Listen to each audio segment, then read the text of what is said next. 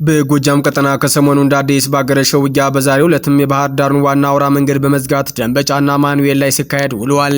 የአገዛዙ ጦር ደጋዳሞትን ለመቆጣጠርና የፋኖ ኃይሎችን የኃይል ሚዛን ለማዛባት በሚል እሳቤ ከማኑኤል ከተማ አንስቶ እስከ ደንበጫ ድረስ ከባድ መሳሪያዎችን በማሰለፍ በከፈተው ውጊያ የፋኖ ኃይሎች በጸረ ማጥቃት የውጊያ ስልት በርካታውን የብልጽግና ጦር በመደምሰስ ድል ማስመዝገባቸው ተሰምተዋል።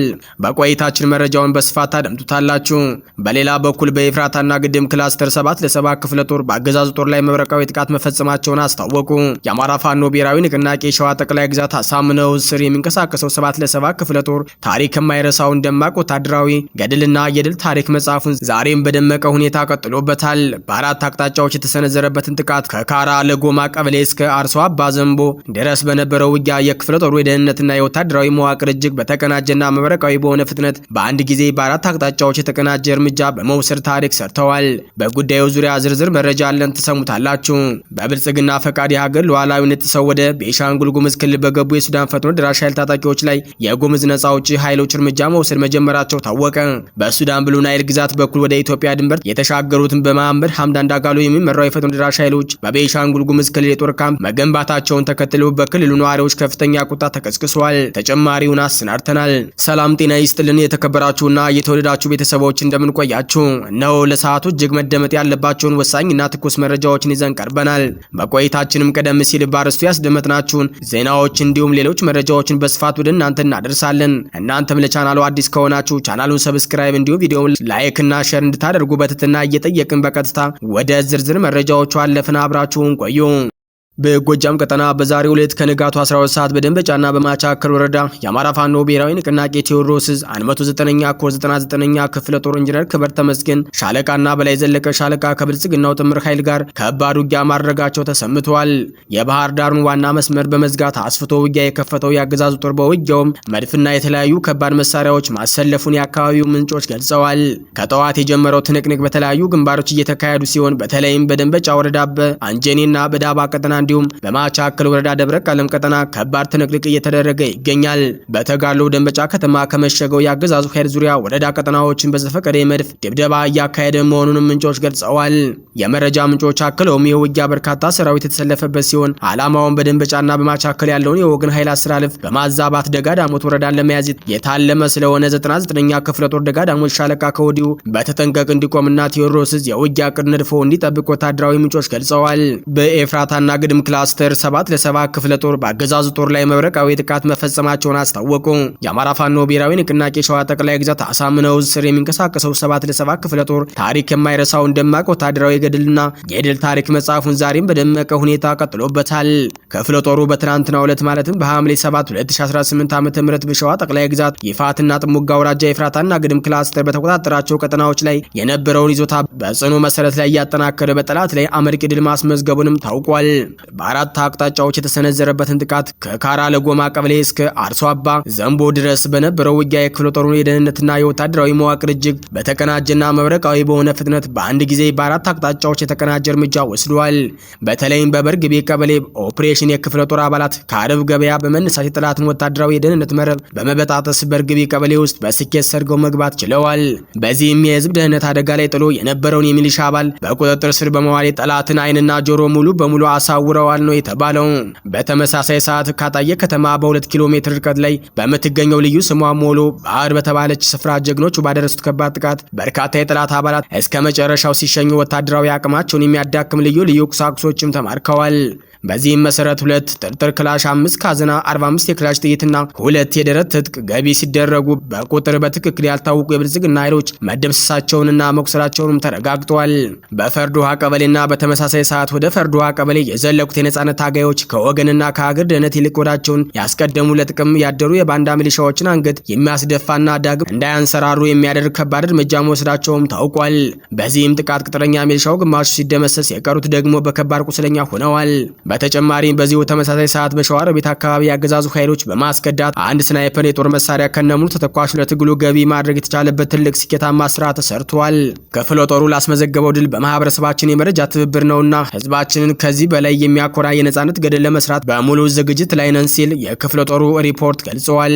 በሌላ በኩል በብልጽግና ፈቃድ የሀገር ሉዓላዊነት ጥሰው ወደ ቤንሻንጉል ጉሙዝ ክልል በገቡ የሱዳን ፈጥኖ ደራሽ ኃይል ታጣቂዎች ላይ የጉሙዝ ነጻ አውጪ ኃይሎች እርምጃ መውሰድ መጀመራቸው ታውቋል።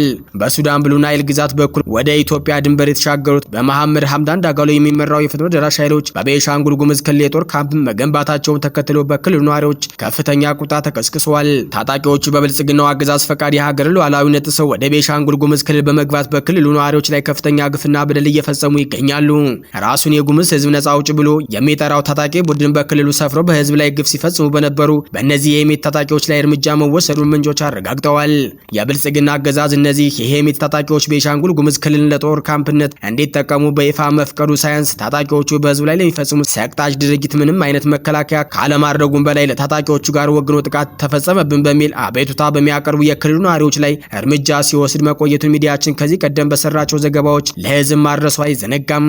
የክልሉ ነዋሪዎች እንደገለጹ ታጣቂዎቹ በክልሉ ሰፍረው ግድያ፣ ዝርፊያና አስገድዶ መድፈር ጨምሮ ሰብአዊ መብት ጥሰቶችን ሲፈጽሙ ቆይተዋል። ታጣቂዎቹ በየሆቴሉና በየሱቁ እየገቡ ለሚመገቡት ምግብና ለሚገዙት ንብረት ክፍያ ሲጠየቁ ብልጽግና ይክፈላችሁ በማለት በባለቤቶቹ ላይ ሲሳለቁ እንደነበረ ነው የክልሉ ነዋሪዎቹ አክለው የገለጹት። የብልጽግና አገዛዝ ካድሬዎች የዜጎችን ደህንነት ከማስጠበቅ ይልቅ ግፉን የሚቃወሙ ነዋሪዎችን እያደኑ በማሰር ለውጭ ታጣቂዎች ከለላ እየሰጡ መሆናቸውም ታውቋል።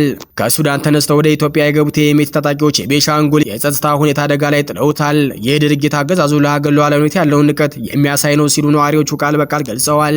የሀገርን ሉዓላዊነት ጥሰው በመግባት በህዝብ ላይ ግፍና መከራ በሚያደርሱት በእነዚህ የሄሜት ታጣቂዎች ላይ ነው ራሱን የጉሙዝ ህዝብ ነጻ አውጪ ብሎ የሚጠራው ታጣቂ ኃይል እርምጃ መውሰድ የጀመረው።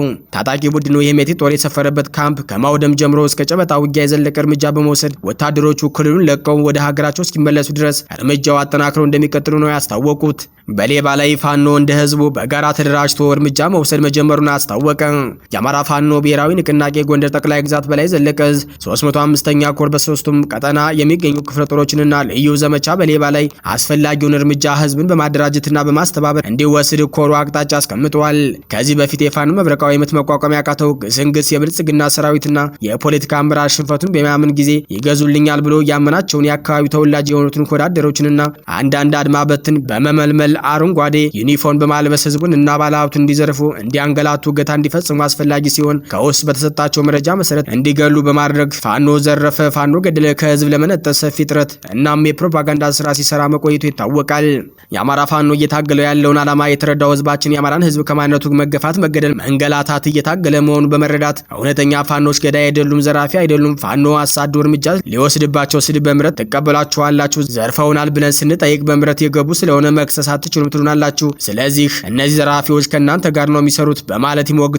ነገር ግን አዳማጭ የለንም፣ እንዲያውም ነጻነታችን የሚረጋገጠው ፋኖ በአካባቢያችን ሲኖር ነው በማለት በየስብሰባው ህዝባችን አዳማጭ ባያገኝም ወግቷል።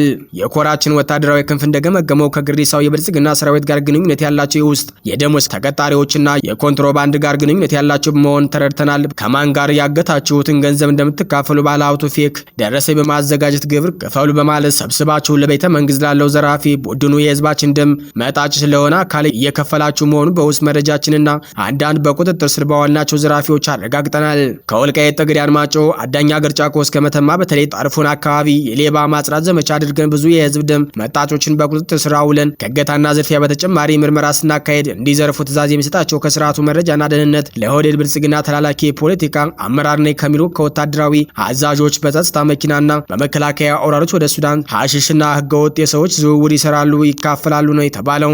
የህዝባችንን እንባ የምናብሰው ህዝቡንና ፋኖ ተደራጅቶ በጋራ እርምጃ መውሰድ ሲጀምር ራሱን መከላከል ሲችል መሆኑን በመረዳት ህዝባዊ አደረጃጀቱ በመፍጠር ራሱን ከዘራፊዎች፣ ከአጋቾች፣ ከነፍሰ በላዎች እንዲከላከል ሰፊ ጥረት እየተደረገም ይገኛል። በተለይ እነዚህ አረንጓዴ ዩኒፎርም መንግስት ነኝ የሚለው አካል ያለበሳቸው ከፋኖ ጋር ለማመሳሰልና ፋኖ ዘራፊ ለማስመሰል በህዝብ ጥላቻ ለመፍጠር ጥረት እያደረገ ይገኛል። አሁን ባለው ሁኔታ ማን ከዘራፊ ጋር እንደሚገናኝ ህዝባችን ተረድቶ ጠንቅቆ ማውቋል። ፋኖም ህዝባዊ አደረጃጀቱ በየቀበሌው የተደራጀ እውነታውን ተረድተናል። ህዝቡን በማደራጀት በየአካባቢያችን 3-4 እየሆኑ የሚመጡ ዘራፊዎች ላይ እርምጃ መውሰድ ጀምረናል። አሁንም አጠናክረን እንቀጥላለን። በእናንተ በኩል አስፈላጊውን ድጋፍ አድርጉ፣ መፍትሄም እናንተ ናችሁ በማለት ጠይቀዋል።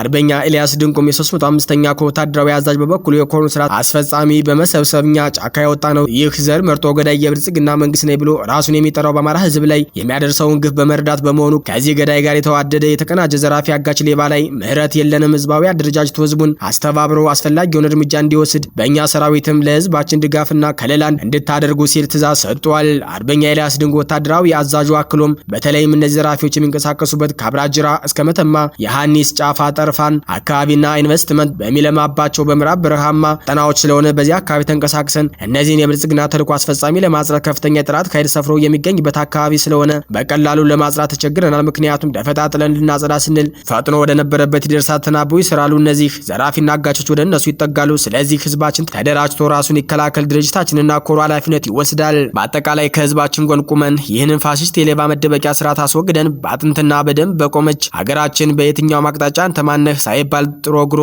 ሰርቶ የሚያድርባት ለህዝባችን እናስረክባለን ሲል አርበኛ ባንዲራው ግርማ የ305ኛ ኮር ህዝብ ግንኙነት መምሪያ ኃላፊ መረጃውን አጋርተዋል። የተከበራችሁ አድማጭ ተመልካቾቻችን የዕለቱ አበይት ዜናዎች እስካሁኖቹ ነበሩ። በሌላ የዜና ሰዓት እስከምንገናኝ ጤና ይስጥልኝ።